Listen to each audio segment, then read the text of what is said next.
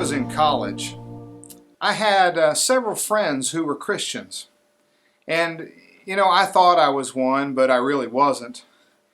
But at the same time, I did want to be with my friends, So they would invite me to come to different Christian organizations with them and things. And I would go, not because I thought I needed Christ, but because I enjoyed their company.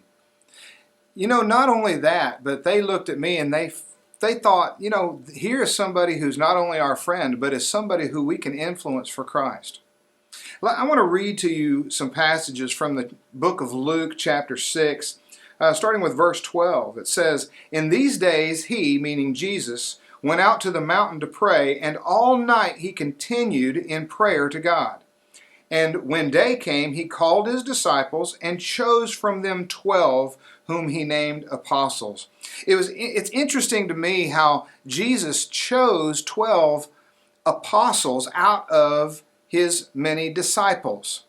Well, if we translated that to us, since we are not deity, we certainly can't choose apostles for us. But what we can do is we can choose people who are within our friend base, who that we can minister to and disciple and lead to Christ.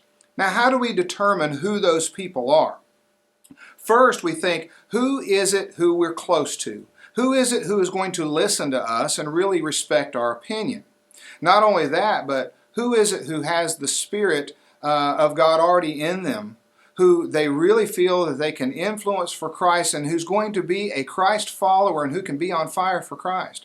And that doesn't always mean that somebody can't be turned around, but in this case, Jesus chose out of those friends he already had to bring in 12 who he knew were going to be able to be not only followers of his, but preachers for him.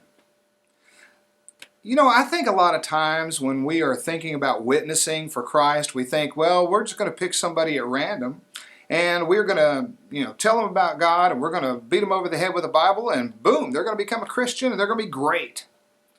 I think a lot of times we leave out the friendship part. Do you think Jesus was friends with his apostles?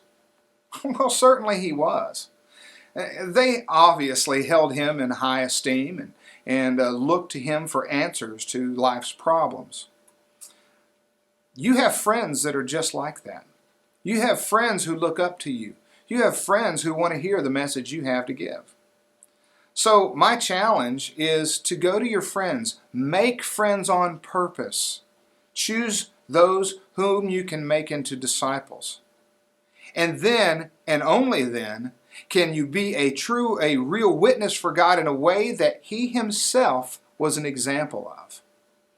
Thank you so much for watching today. I pray that this is going to challenge you to go and make disciples of all nations.